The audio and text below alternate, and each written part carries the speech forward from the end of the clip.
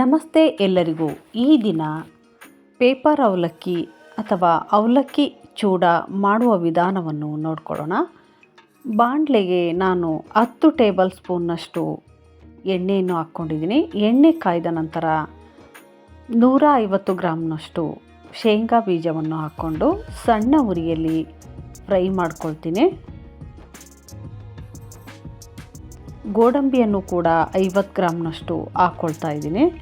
ನಾವು ಗೋಡಂಬಿಯನ್ನು ಇಚ್ಛಾನುಸಾರ ಹಾಕ್ಕೊಳ್ಬೋದು, ಜಾಸ್ತಿ ಹಾಕ್ಕೊಂಡ್ರೂ ಕೂಡ ತುಂಬ ಚೆನ್ನಾಗಿರುತ್ತೆ. ಚಿಕ್ಕ ಬಟ್ಟಲಿನಷ್ಟು ಪುಟಾಣಿಯನ್ನು ಕೂಡ ಸೇರಿಸ್ಕೊಂಡಿದ್ದೀನಿ. ಎಲ್ಲವನ್ನು ಸಣ್ಣ ಉರಿಯಲ್ಲಿ ಫ್ರೈ ಮಾಡ್ಕೊಂಡ್ಬಿಟ್ಟು ಎತ್ತಿಟ್ಕೊಳ್ತೀನಿ.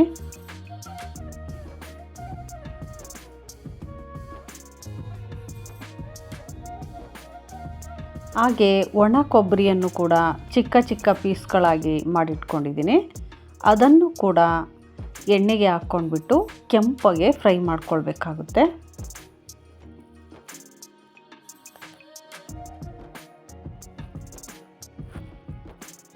ಒಂದು ಅರ್ಧ ಬಟ್ಲಿನಷ್ಟು ಒಣ ಕೊಬ್ಬರಿಯನ್ನು ಚಿಕ್ಕ ಚಿಕ್ಕ ತುಂಡುಗಳಾಗಿ ಕಟ್ ಮಾಡಿಬಿಟ್ಟು ಎಣ್ಣೆಗೆ ಹಾಕ್ಕೊಂಡು ಕೆಂಪಗೆ ಫ್ರೈ ಮಾಡ್ಕೊಳ್ಬೇಕಾಗುತ್ತೆ.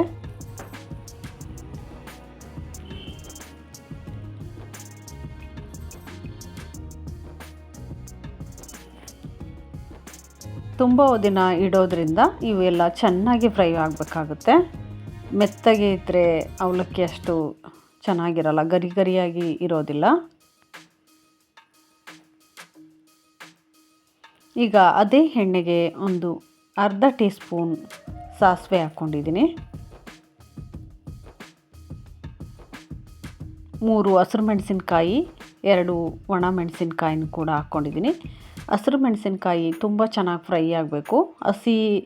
ಹಸಿಯಾಗಿರಬಾರ್ದು, ತುಂಬ ಡ್ರೈ ಆಗಿರಬೇಕಾಗುತ್ತೆ.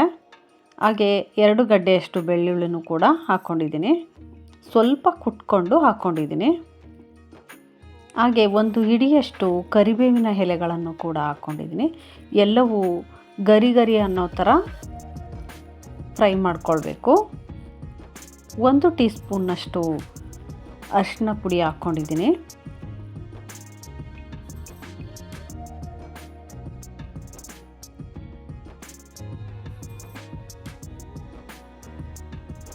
ನಾನಿಲ್ಲಿ ಅರ್ಧ ಕೆಜಿಯಷ್ಟು ಅವಲಕ್ಕಿಯನ್ನು ಶುದ್ಧ ಮಾಡಿ ಇಟ್ಕೊಂಡಿದ್ದೀನಿ.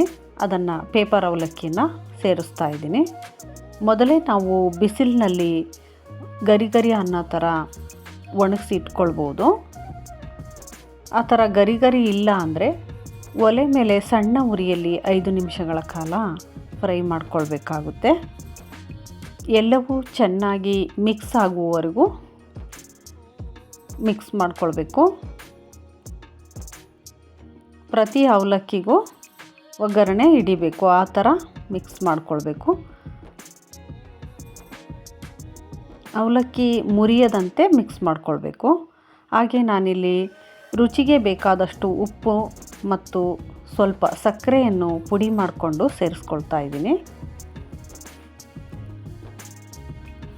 ಹಾಗೆ ಈಗ ಫ್ರೈ ಮಾಡಿಟ್ಕೊಂಡಿರೋ ಗೋಡಂಬಿ, ಒಣ ಕೊಬ್ಬರಿ, ಪುಟಾಣಿ, ಶೇಂಗಾ ಬೀಜವನ್ನು ಕೂಡ ಸೇರಿಸ್ಕೊಳ್ತಾ ಇದ್ದೀನಿ.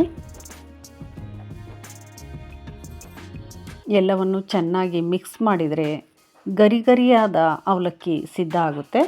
ಇದು 10 ಅಥವಾ 15 ದಿನಗಳ ಕಾಲ ಹಾಗೆ ಸ್ಟೋರ್ ಮಾಡಿ ಇಟ್ಕೊಳ್ಬೋದು. ಈಗ ಪೇಪರ್ ಅವಲಕ್ಕಿ ಸಿದ್ಧ ಆಗಿದೆ. ನೀವು ಕೂಡ ರುಚಿಯಾದ ಮತ್ತು ಗರಿ ಗರಿಯಾದ ಅವಲಕ್ಕಿನ ಒಮ್ಮೆ ಮಾಡಿ. ಮತ್ತೊಂದು ವಿಡಿಯೋದಲ್ಲಿ ಸಿಗೋಣ. ಧನ್ಯವಾದಗಳು.